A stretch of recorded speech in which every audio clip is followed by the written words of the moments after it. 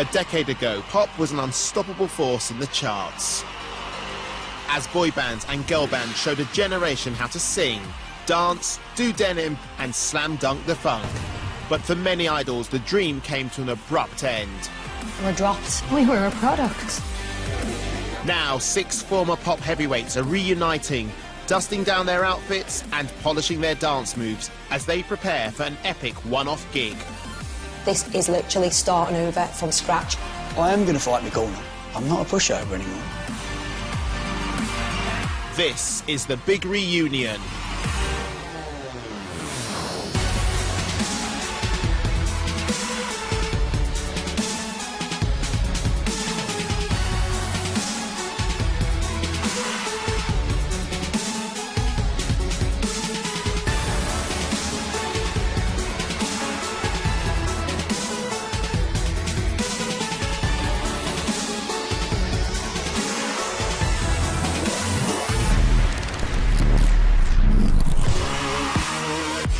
Previously on the Big Reunion, 5 revealed the stories behind the image. It was Beatles pandemonium. It was like strapping yourself to a rocket, going boom. There'd be fights going off. Shut up! We were delinquents.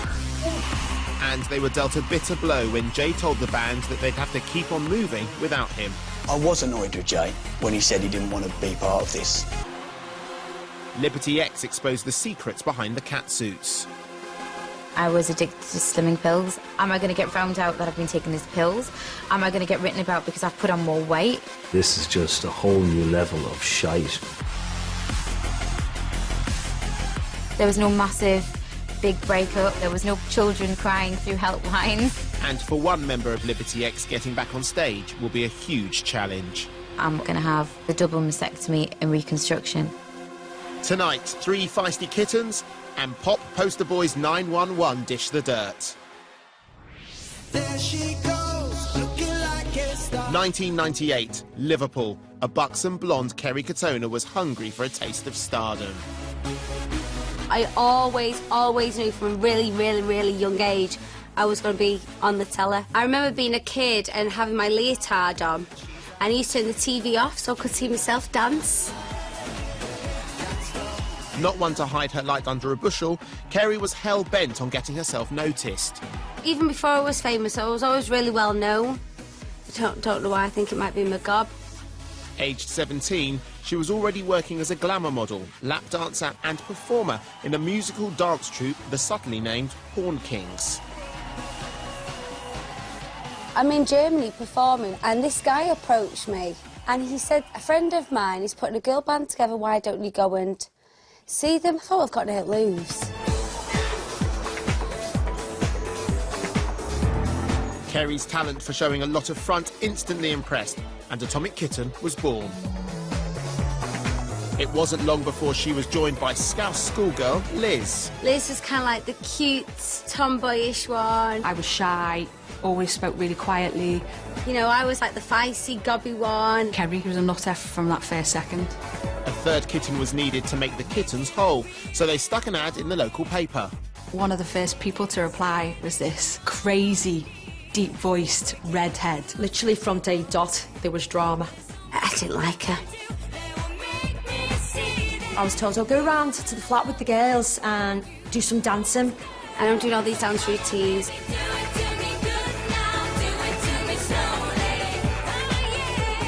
And I was just like, oh, well, what about if we do it like this? This was my band. Who the hell does this 16-year-old girl think she is coming in under my roof, criticising my dance routines? Well, I'm sorry, I'm just not working with her. I think I'd kind of pushed the nose out of joint a little bit. So, a spiky start for the pop princesses. Flashback to 5 years earlier, and 2 northern lads are taking their first steps towards fame. Myself and Spike used to be on a TV show called The Hitman on Air. It was basically a kind of nightclub with Michaela Strachan and Pete Waterman with the presenters. Another scintillating night, another scintillating game. Unbelievable. All the big artists like E17, whoever was on the bill, we used to dance in between them all. And obviously the generation before me and Spike was Jason Orange from Take That. And when we seen them and how many girls were going for him, we were like, oh, we want a piece of this. Jimmy and Spike were solid dancers, but to complete the pop band, they had to confront the old-fashioned notion of drafting in someone who could actually sing. The sooner we get somebody in, the sooner we can get on the road and get some women. You know, that's all we were kind of in it for. And their luck was in. Would-be singer Lee Brennan was a fan of the dancing duo and badgered their management for an introduction. I'd seen them a couple of times, like in my hometown of Carlisle, switching on Christmas lights, and I always thought they were amazing dancers. We met him in Burger King in Carlisle. And for me, I was meeting two famous guys. Yeah, that's really cool, like. He said himself that he was quite starstruck with the whole situation. The first thing I noticed was they had the jeans tucked into the boots, and I thought, twats. Now the trio was complete, and a new boy band was unleashed. This is now the beginning of 911. Let's see how far we can take this.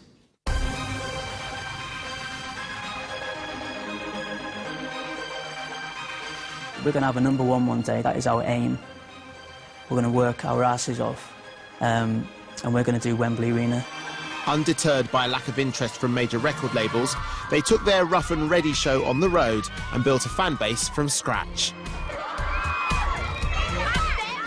So yeah, we spent probably a good year and a half, I think, just doing school tours. We were doing about 5 to 6, 7 shows a day. There was the excitement and there was the buzz because it was just 3 guys breakdancing and flipping all over the stage. After 18 months of relentless backflipping in school halls across the country, the boys struck gold with a record deal worth £3.5 million.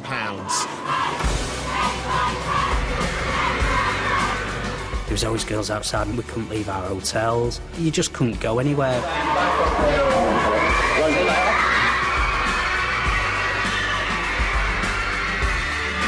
With a deal in the bag, girls flinging themselves at their feet, 911's journey to superstardom had begun.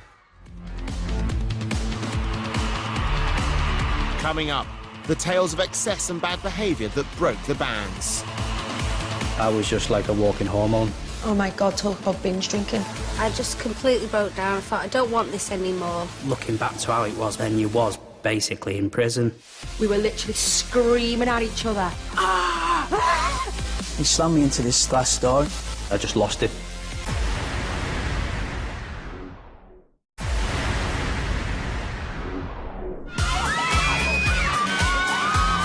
Newly formed and fresh-faced Atomic Kitten and 911 were getting a taste of pop stardom, and they were loving it.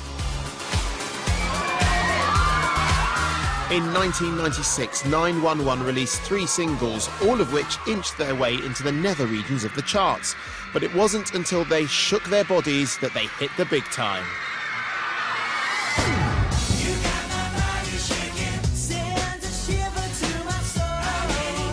So a massive turning point for us was Body Shaking. It was a song that catapulted us to bigger than we could ever imagine. Everywhere we turned up, it was just banners everywhere. You got my body shaking all the time. Body Shaking stormed into the UK charts at #3 and kick-started the band's global takeover. We got to Malaysia and no one had told us, like, we'd taken off there. And we just thought we'd be unknown. It was just crazy. We got out of the airport, it was just thousands.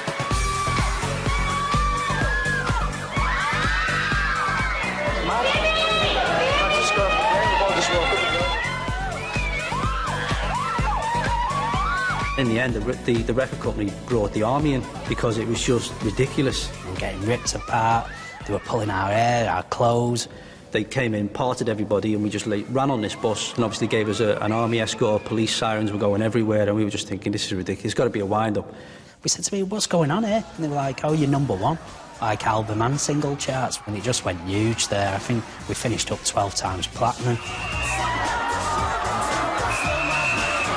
And in 1999, the lads hit the ballad button and cracked their first UK #1 with A Little Bit More.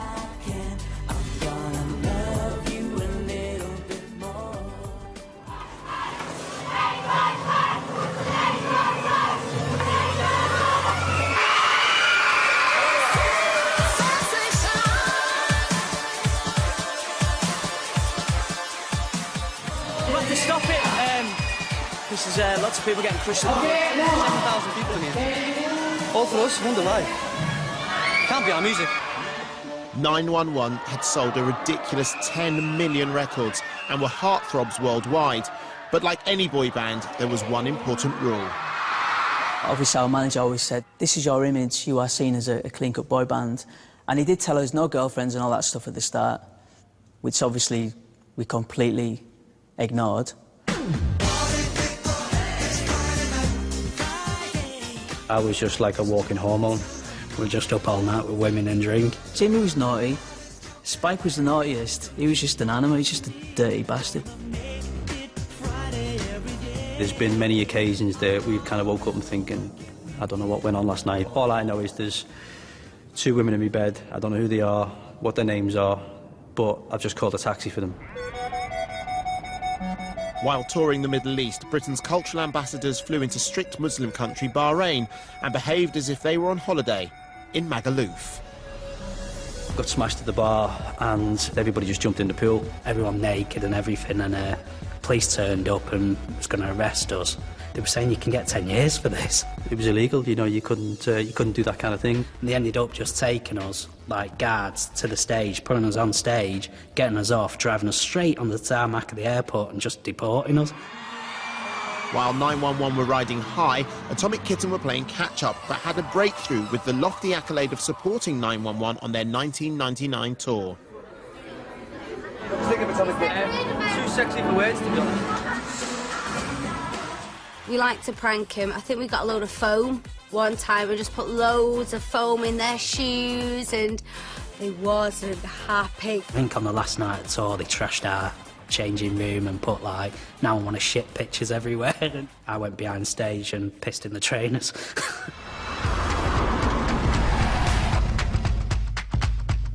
Atomic Kitten were becoming big news, and ITV's This Morning picked the up-and-coming pop act for a week-long feature.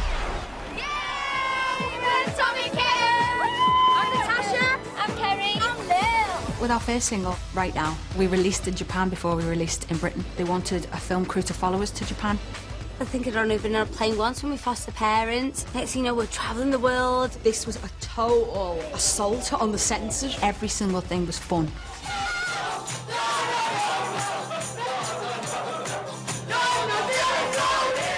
For me, it was an instant family, you know, coming from foster homes to foster homes. They was like the sisters I never had. Me and Kerry did really become really close friends. She was like my big sister. Double trouble these calls. You were murder. After This Morning, their first single, Right Now, hit the high streets and hit the charts. What number are you? 10. Are you happy? Yes. Are you crying? For 2 of the kittens, it was time to live the pop star life. Liz was the one who could spend early and be the good girl. I mean, Tash was like, yeah, let's go out partying, woo! You know, causing trouble. Oh my God, talk about binge drinking. It's a disgrace. We could literally drink all night and still be up at 7 o'clock. And with Kerry's newfound fame and penchant for nights on the tiles, the press had found their new tabloid darling and couldn't get enough of her. I have had 4 sets of foster parents, 3 refugees, 8 different schools. You know, I have had a tough childhood. I actually thought if I get famous, that would make everything better. Unfortunately for me, because I have got such a colourful past, I didn't realise the fame was going to be as intrusive as what it was. And out of the 3 of us, it was me they focused on. That's when the paparazzi started. It was a lot to take on, and like at certain points, the 2 girls were getting a bit pissed off that I was being used for SMTV for chums. And I was like, look, girls, you do it. I just want to go on the stage and perform. I got you there, I got your note here. Your handwriting was a bit poncy, but you seem like my kind of guy. I hope you're not stuck up out. It was because I was dead gobby. I had a good set of boobs on me. One of the 2, I don't know. With Kerry and the girls just breaking through, for 911, the real madness of life at the top of the pops was in full effect. The boys were jet-setting around the globe, performing, promoting and partying hard. They might have been living the high life, but it was starting to take its toll on the band's dynamic. The first 3 years we worked so hard. I think we had 10 days off in total in 3 years. I've actually got a schedule, it's ridiculous. Cardiff, London, Southampton, Sheffield, Slovenia, Austria, Germany, Belgium. We me and Spike had an earpiece each. We had a guy talking in English to our ear, and she was talking German to us, so we were like, whoa! Our workload just increased massively. It was 24/7. Switzerland, Germany, London, London, Glasgow, London. This is what it was like day to day. Wow. Wow. Looking back to how it was then, you was basically in prison. It was ridiculous. You got to the point where you just get into photo shoots and thinking, how are you going to put me in a magazine? I can't even open my eyes. Right, I had half an hour's sleep. I'm wrecked. It was just killing us. We were like fainting everywhere. We just never stopped. I remember crying and just saying that I can't cope with it all.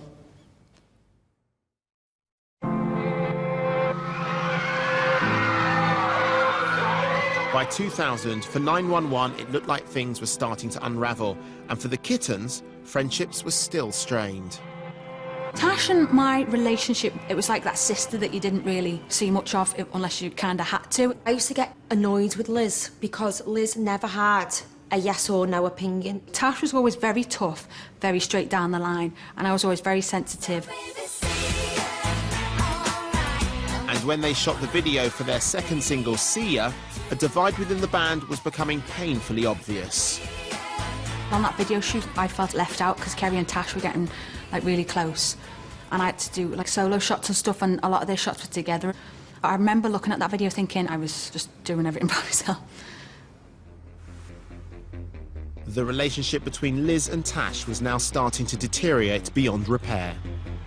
We had a massive gig in GAY once, and I think she just turned around to me and said, you didn't do that step right on stage. I was a bit like, why did you do that? Because we said we weren't going to do that. And then we got progressively more and more and more angry to a point where we were literally screaming at each other. And she just went, ah! And she just launched at me. I kind of like spring jumped off this sofa. Ah! You know, you just go, what the hell has just happened? It was inevitable that if you put a group of feisty kittens together, it would end in a catfight.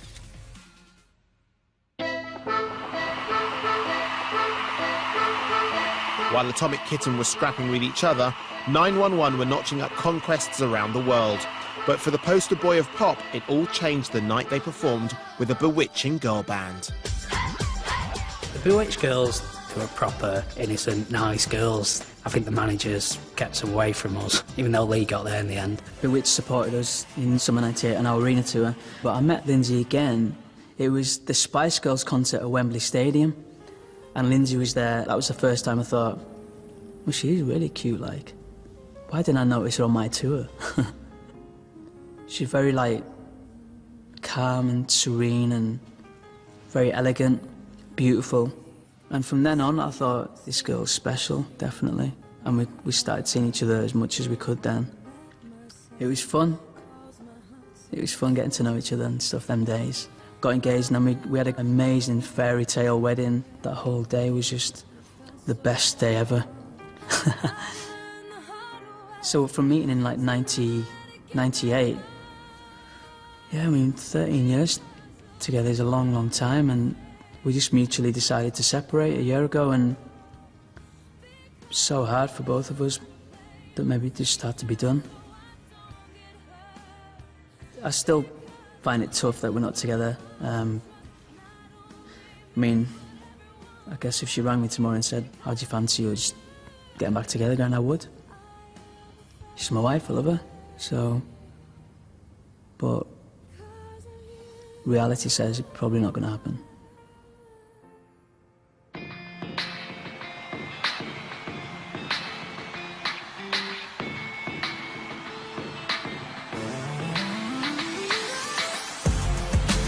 Inter-band relationships like Lee and Lindsay's had tabloids fighting over headlines.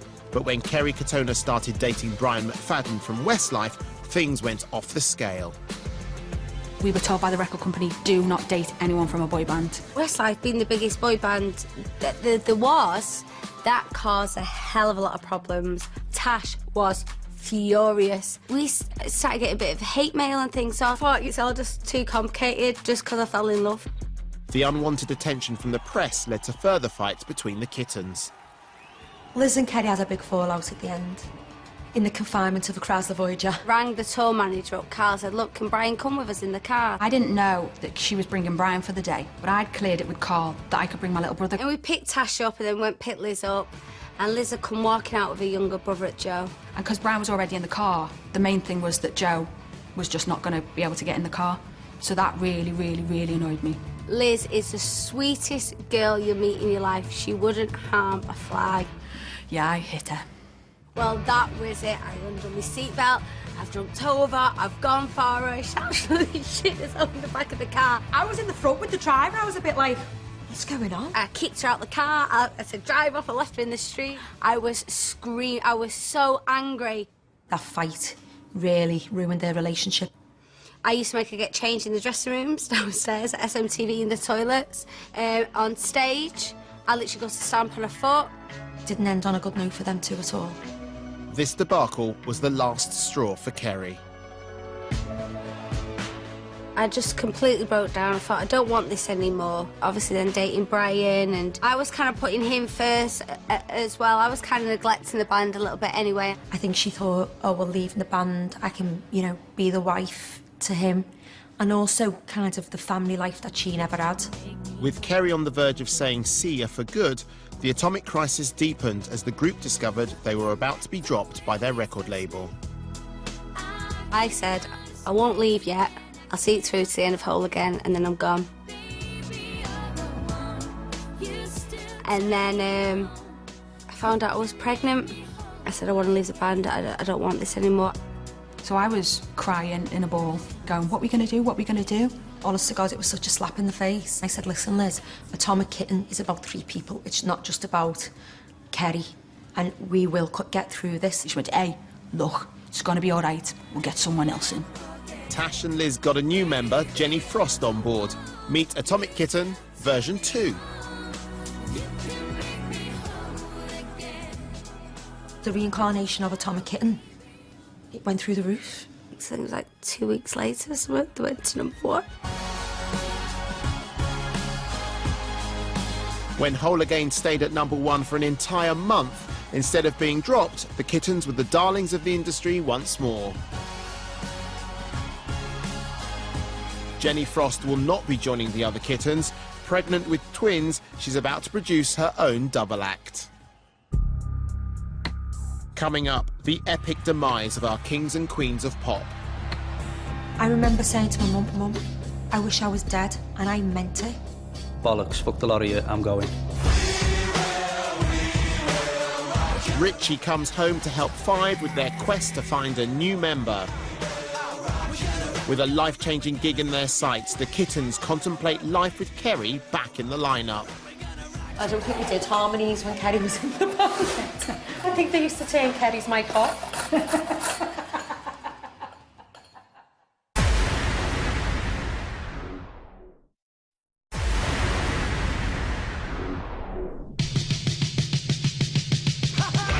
The Big Reunion is reuniting 6 of a generation's best-loved pop groups for a one-night-only live spectacular.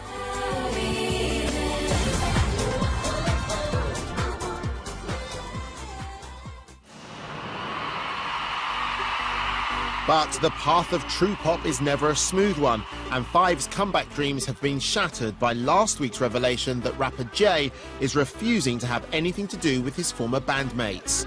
With the clock ticking, will they find a new member in time for the gig? The reason he's not here, in my eyes, is fear. He's scared.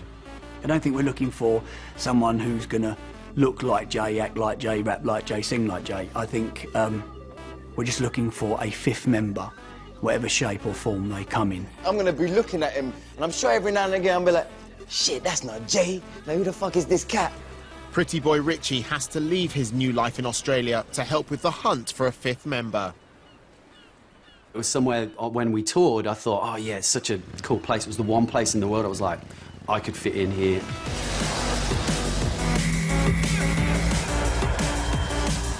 But before he meets the boys, he has to convince his mum, who has grave concerns about the reunion. Hello? Oh, Mum's out here.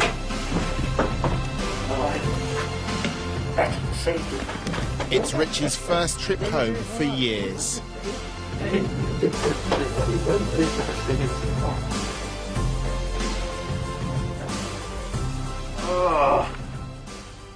How do you feel about seeing the lads again and doing this? Oh, look, it was funny because obviously I've been the other side of the world. In fact, I don't think it fully dawned on me until I was here. Moving on was hard.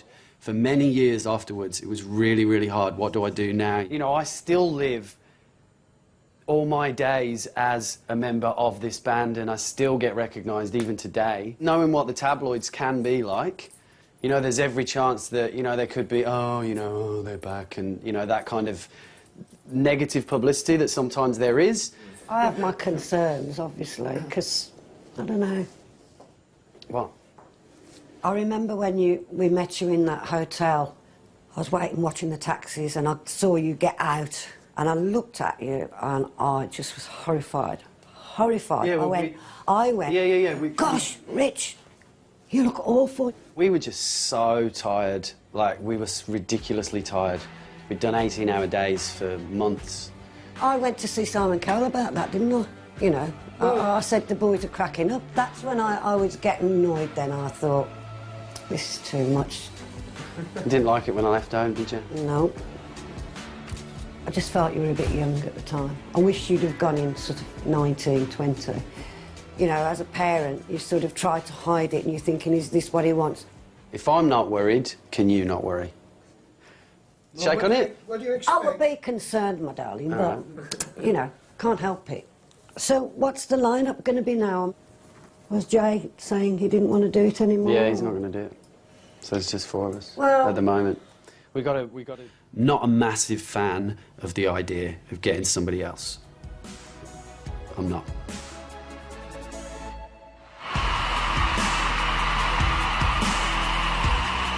"1997, 911 were at the top of their game, but the non-stop touring and excessive partying was starting to take its toll.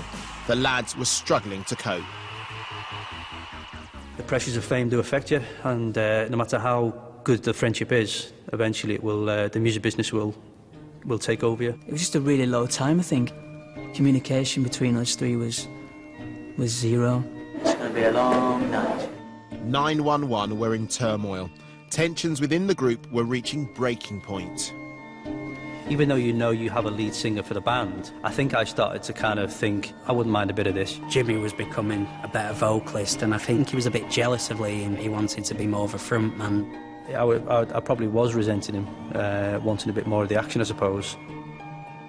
We did some promotion out in America in a radio station, and I remember walking out this kind of corridor, and he said something that basically I just lost it. He slammed me into this glass door and stuff, like, and then I just remember he pinned me up and stuff. And it was going to be a full-on brawl, and I think Spike jumped in and kind of obviously calmed it down.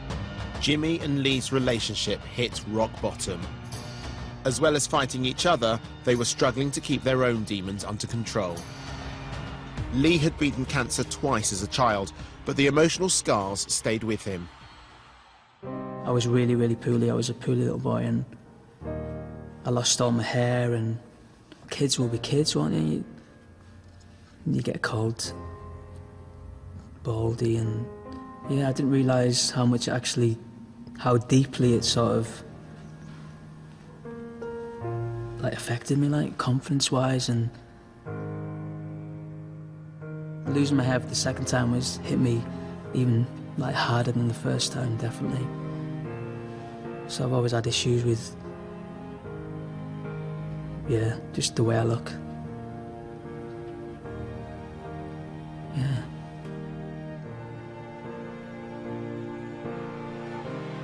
On the surface, Lee was Pop's poster boy, but beneath there were dark insecurities. I was being obsessive about the way I looked. I used to look at pictures and I used to say, you look like shit, you look so tired, you look ugly. I just couldn't cope with it.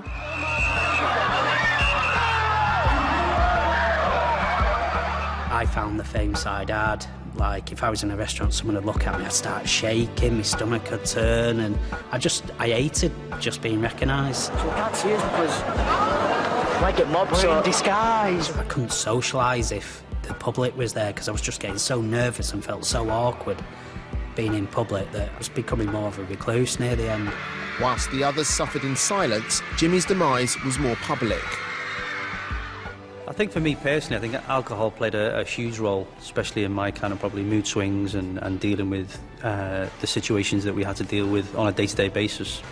So when we walked into this photo shoot where, you know, they basically wanted cheesy smiles at the camera, and it was like, I'm not doing it. And I think I did about probably half an hour, and I went, listen, bollocks, fuck the lot of you, I'm going. At his worst, a despondent Jimmy was boozing at breakfast. When it come to Ed was he turned up to SNTV and he couldn't even stand up. He was absolutely bladdered. And we're like, we're going on live TV here, and Jimmy's just a mess. With all three members mentally falling apart, 911 discovered their label had surprising thoughts about the future of the band. When Virgin mentioned the greatest hits to us, straight away in my head I thought, the end of the band. I chatted to Spike about splitting up, and he sort of agreed that it was probably the right time. We knew we'd reached our peak and we were on that kind of little decline, and we thought, well, it's best getting out, you know, at the top. There was a packed crowd waiting for us to come and perform 3 songs, and we just said to Jimmy, what do you think about, you know, after we've been to Asia doing the tour and stuff, that we just call it a day? Spike and Lee just decided that to drop this massive bombshell, and I was like completely gobsmacked and probably gut-wrenched, really. You could see it really hit Jimmy. I think I'd actually gone back to my room and usual thing, you know, got the Jack Daniels out. And then we had to go, right, hello, Beckenhead, you got my body shaking. Jimmy had no choice. The decision was made, and now they had to tell the world. Out the blue, another bombshell was that, oh, yeah, we're going to announce the split on Chris Moyles. They said, oh, by the way, we want you to announce it. I was like, thank you very fucking much.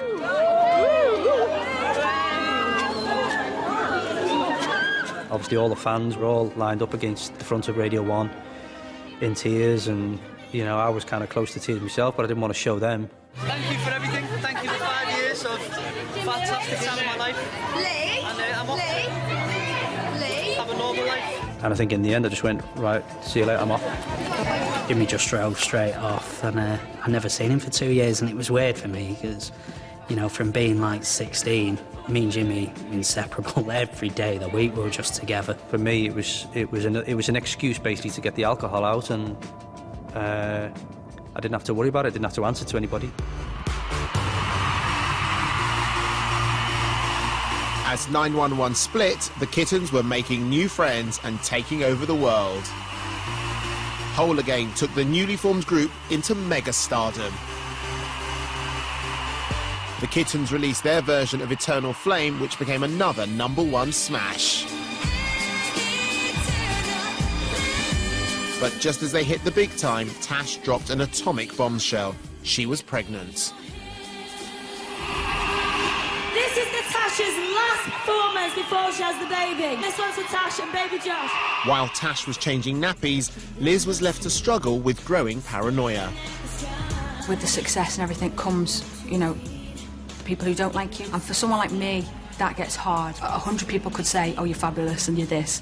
One could say, you're absolute SH1T, and I would crumble. There was one point where I went a little bit insane. I could hear one song playing over and over and over and over in my head for days on end. The doctor had given me Valium, and just, it knocked me senseless. I think I just lost the plot. Liz was just about keeping it together, and new mum Natasha returned only 6 weeks after giving birth to her first child, Josh. I was feeling not confident in myself, in my body. When you come back into a band where the other 2 girls are preened perfectly, looking amazing, and I'm coming back feeling a bit battered and bruised. She just wasn't with it. She just wasn't with it. She was happy one day, really down the next. I'm worrying about, is the baby okay? Is he crying? Does he know I'm not there? Blah, blah, blah. And, like, they're talking about, like, oh, did you see that girl and what she had on? Blah, blah, blah. And it just felt a bit like, I don't know if I'm ever going to be able to be on the same wavelength ever again. It was a lot of pressure to put on me to have had a baby and to be expected to just kind of cut my tie so quickly. One of the things to help me get through it was talking to the record label and saying, look, I'm missing my son too much, so can we work out something where he can come along with me? I've asked my mum, she said she'll be his nanny. I thought him being on the road with us would just solve all my problems, and in fact, it just made it 10 times worse. I missed you so much. I was always doing something, and I could see him in the corner of my eye. And he was playing with my mum, and I used to think, I should be doing that. I'm his mum. Like, he'd fall over and hurt himself, and he'd run to my mum. I was like, I want him to run to me. What? I just wanted someone to say, like, what's wrong? And no one ever did. Not for a long time. 9 months of being back at work before someone said to me, you've got postnatal depression. Up until that point, I thought I was going mental. And I just pulled the girls into the room and said, I'm leaving. And that is it, you know, I'm not well. And they just hated me. To be honest, I got annoyed with her at first. And I was like, oh, sick, or, you know, and actually was a bit like, oh, right, OK. It's an excuse. My decision to leave the band ended their career. And I know they were bitter. I remember saying to my mum, I wish I was dead, and I meant it. 4 years at the top. Millions of records sold around the world and thousands of fans. With mixed emotions, Atomic Kitten took to the stage for the final time.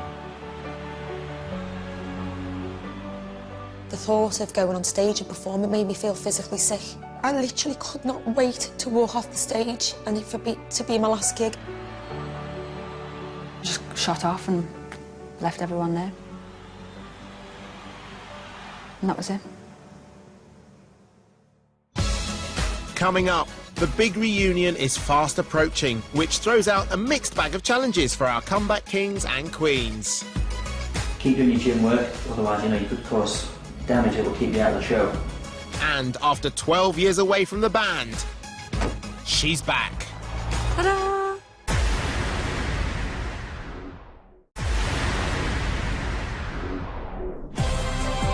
Atomic Kitten split in 2004 and bowed out at the top of their game. For all the girls, life has changed dramatically. Liz has maintained a celebrity profile with lots of TV work. Please welcome Liz McClannon. And the odd Christmas panto. I think that it would be very easy for us to fall back into old relationships. I wouldn't say I'm scared about that. I'd say I'm petrified about it. What do you reckon, from your point of view, about the whole kit thing? I'm a bit like... Well, obviously, you're older now, but I do have my reservations. I remember how it was. I remember how you were only a very young girl, and you know it was quite difficult to watch. As a mother, you're being tired and ill and working 18-hour days, and it will be different though to how it was before. Well, I hope so. Cheers to being home, anyway. Cheers. Cheers. Cheers. Cheers. Cheers. Tash became mum to Josh, now 10, Harry 8 and Alfie 5. She's also quite the entrepreneur with a chain of 20 coffee shops. How did you feel about Kerry coming back into it? I don't think we did harmonies when Kerry was in the band. What did you used to do? Well, I think they used to turn Kerry's mic off. She's going to love you for saying that. She'll end up killing you. We've got crunchy bran, cornflakes or porridge.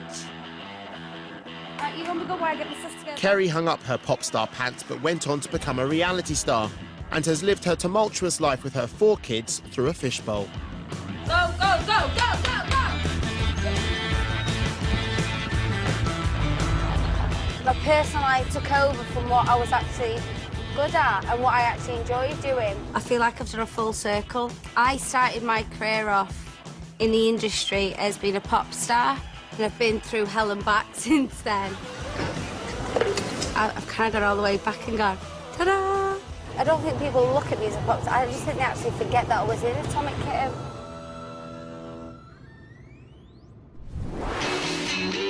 Since splitting 12 years ago, 911 have tried to build normal lives away from the spotlight.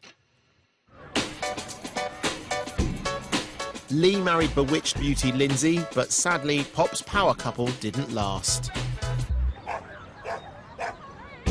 After years of struggling with his image in front of the camera, he now finds solace behind the lens as a portrait photographer. Wow, if looks could kill. But stepping back into the spotlight brings certain issues to the surface.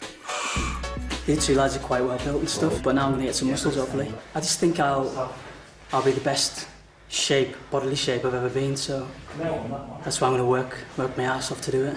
I'm just ready for everything, like. This is heavy, you know. It's not really like, I'm just showing off. Set, ready for your sprint. Have the deep breath. Get ready. Yeah, right.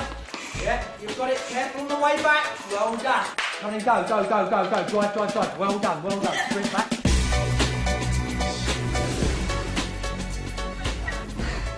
Go on.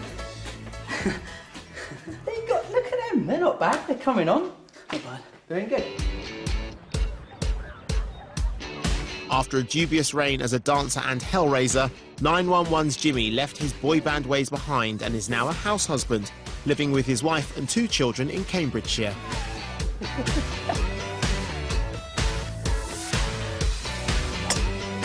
Oh no, Tim.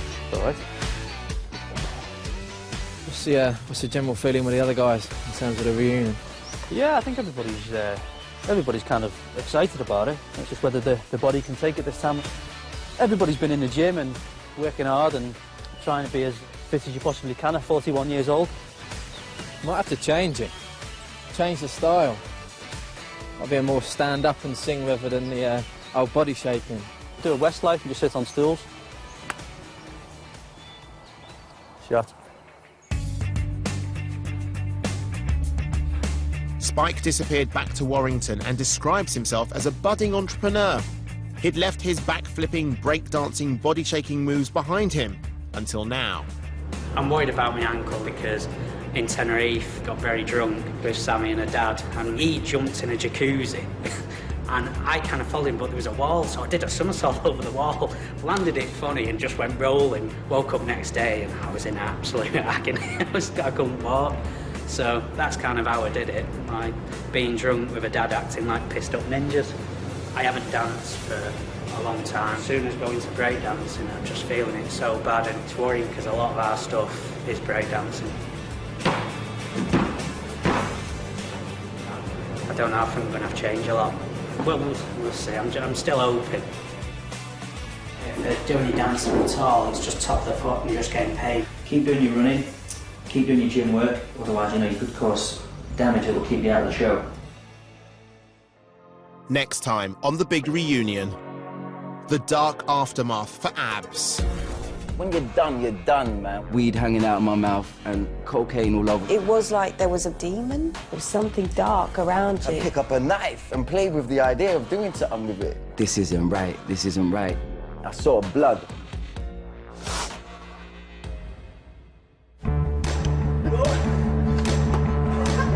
The 4 members of 5 get back together for the first time in 11 years. For me, if we're going to do this, we've got to work through bullshit. Why did you chuck me down the stairs?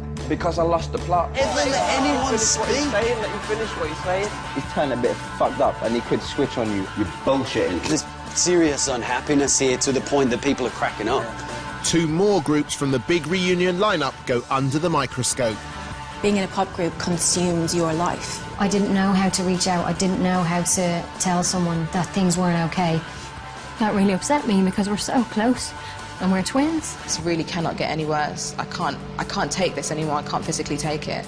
And rehearsals start to take their toll. It's great what you've done, and I don't want this to be you thinking that we think that it's shit. We prefer to go back to the old routine. Hey, hey, let the fun begin. It's a lot to take in. Yeah. Suddenly being here doing this. I think you're a bit overwhelmed by it all, aren't you? This just feels really not normal. Like, I just want to be home now.